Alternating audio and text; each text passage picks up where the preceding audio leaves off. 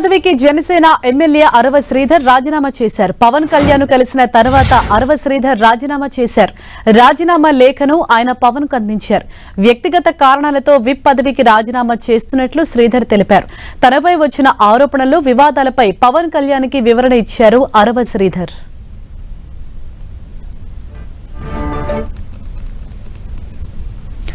Whip పదవికి Janasena MLA అరవ శ్రీధర్ రాజీనామా చేశారు. పవన్ కళ్యాణ్ కలిసిన తర్వాత శ్రీధర్ రాజీనామా చేశారు.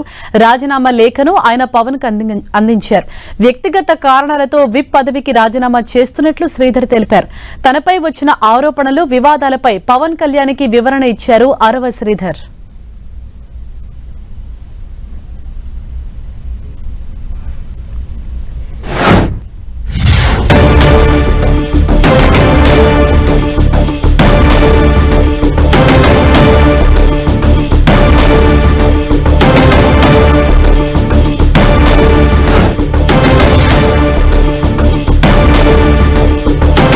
ఎమ్మెల్యేల తీరుపై పవన్ కళ్యాణ్ ఫోకస్ పెట్టారు. ఇవాళ అరవ శ్రీధర్ పోలవరం ఎమ్మెల్యే బాలరాజును మంగళగిరి క్యాంపు కార్యాలయానికి పిలిపించిన జనసేనాని ఇద్దరికీ వార్నింగ్ ఇచ్చారు. గత కొంతకాలంగా ఇద్దరిపై వ్యక్తిగతంగా ఆరోపణలు ఉన్నాయి. ఈ ఆరోపణలపై పవన్ కళ్యాణ్ ఆరా తీశారు.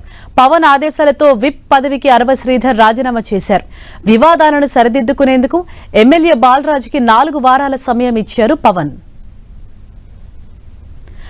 ఓవరాల్ గా అప్డేట్స్ తెలుసుకుందాం. మా ప్రతినిధి దుర్గా మనకు అందుబాటులో ఉన్నారు. దుర్గా,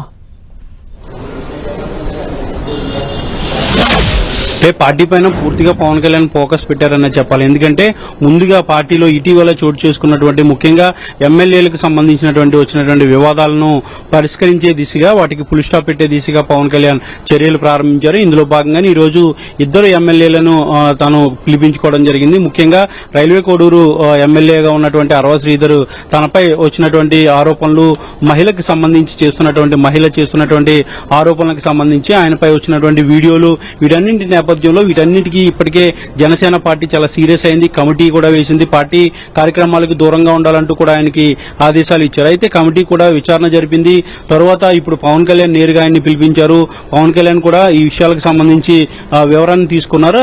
వచ్చినటువంటి ఆరోపణలకు సంబంధించి, జరిగినటువంటి మొత్తం వ్యవహారానికి సంబంధించి వివరాలన్నీ కూడా తీసుకోవడం జరిగింది. అయితే ఈ తీసుకున్న నేపథ్యంలో ప్రస్తుతం ఏదైతే తాను ప్రభుత్వ విప్పుగా ఉన్నారో శాసనసభలో ఆ పదవికి రాజీనామా చేయాలంటూ కూడా ఆదేశాలు ఇచ్చినట్టుగా మనకి సమాచారం ఉంటుంది. అందులో భాగంగానే తన వ్యక్తిగత కారణాలతో విప్ పదవికి రాజీనామా చేస్తున్నట్టుగా అరవ శ్రీధర్ ప్రకటించడంతో పాటు రాజీనామా పత్రాన్ని పవన్ కళ్యాణ్ కి నేరుగా అందించినటువంటి పరిస్థితి. అయితే ఎమ్మెల్యేగా ఆయన కొనసాగుతారు. అయితే పార్టీలోకి తిరిగి తీసుకున్నారా, లేదంటే ఇంకా సస్పెన్షన్ కొనసాగుతుందా అనే దానికి సంబంధించినటువంటి కమిటీ పూర్తి స్థాయి రిపోర్ట్ కూడా ఇప్పటికే పవన్ కళ్యాణ్ చేతికి అందినట్టుగా సమాచారం ఉంటుంది. దానిపైన ఎలాంటి చర్య కూడా తీసుకోలేదు. కేవలం విప్ కు సంబంధించినటువంటి రాజీనామా చేయాలంటూ కూడా ఆదేశించడం, దానికి రాజీనామా కూడా చేసినటువంటి పరిస్థితి కనిపించింది. ఇక మరొక ఎమ్మెల్యే, పోలవరం ఎమ్మెల్యేగా ఉన్నటువంటి బాలరాజు, ఇటీవల ఆయన పైన కూడా మహిళకు సంబంధించి వచ్చినటువంటి ఆరోపణలు, దాంతో విధంగా కుటుంబంలో వచ్చినటువంటి వివాదాలు, అలాగే అవినీతికి సంబంధించి కూడా పెద్ద ఎత్తున ఆరోపణలు కూడా వచ్చాయి.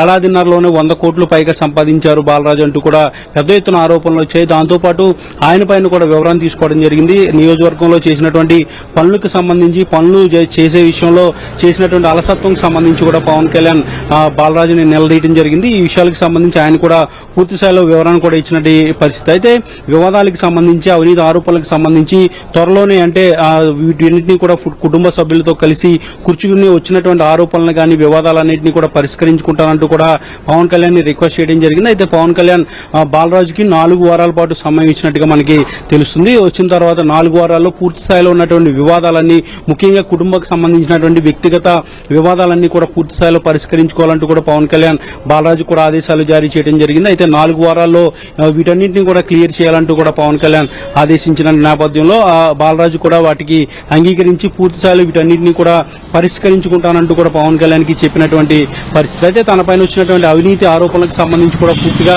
క్లారిటీ ఇచ్చారు. అయితే వీటికి సంబంధించి నియోజకవర్గంలో ఉన్నటువంటి పలు అభివృద్ధి కార్యక్రమాల్లో జరుగుతున్నటువంటి అలసత్వానికి సంబంధించి కూడా పవన్ కళ్యాణ్ ఆరా తీసి ఇద్దరికి కూడా వార్నింగ్ ఇచ్చినట్టుగా మనకి సమాచారం అవుతుంది. ఒక పక్క అరవ శ్రీధర్ తో పాటు ఇటు చెర్రి బాలరాజ్ ఇద్దరికి కూడా పవన్ కళ్యాణ్ వార్నింగ్ ఇచ్చారనే చెప్పాలి. ఎందుకంటే ఇటీవల ఇప్పటి వరకు పార్టీకి సంబంధించినటువంటి వ్యవహారాలు పెద్దగా సమీక్షలు గానీ సమావేశాలు గానీ నిర్వహించిన పవన్ కళ్యాణ్ ఇప్పుడు ఇటీవల జరిగినటువంటి సభ్యత్వ నమోదు కార్యక్రమంలో జరిగినటువంటి ఆత్మీయ సమావేశంలో కూడా పవన్ కళ్యాణ్ చాలా కీలకంగా కామెంట్ చేశారు. పార్టీకి సంబంధించి ఇక్కడి నుంచి ప్రతిరోజు కూడా నేనే కూర్చుంటాను, కమిటీలతో నియోజకవర్గ వారీగా సమీక్షించి ఆ కమిటీలను కూడా ఏర్పాటు చేస్తాను, స్థానిక సంస్థల ఎన్నికలకు సంబంధించి కూడా పార్టీని పూర్తి స్థాయిలో బలోపేతం చేయాలంటూ కూడా పవన్ కళ్యాణ్ దిశానిర్దేశం చేసినటువంటి నేపథ్యంలో ఆ దిశగా పనులు ప్రారంభించారు పవన్ కళ్యాణ్ అని చెప్పొచ్చు. ముందుగా అత్యధికంగా ఆరోపణలు వచ్చినటువంటి వివాదాలు చోటు చేసుకున్నటువంటి రైల్వే కోడూరు ఎమ్మెల్యే అరవ శ్రీధర్ తో పాటు చెర్రి బాలరాజు పోలవరం నియోజకవర్గానికి సంబంధించి ఆయనతో కూడా ఇద్దరిని పిలిపించారు.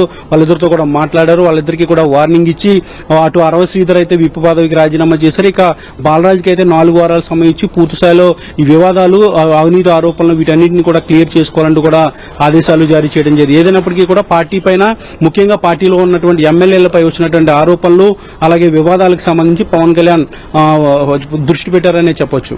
Right, thank you Durga.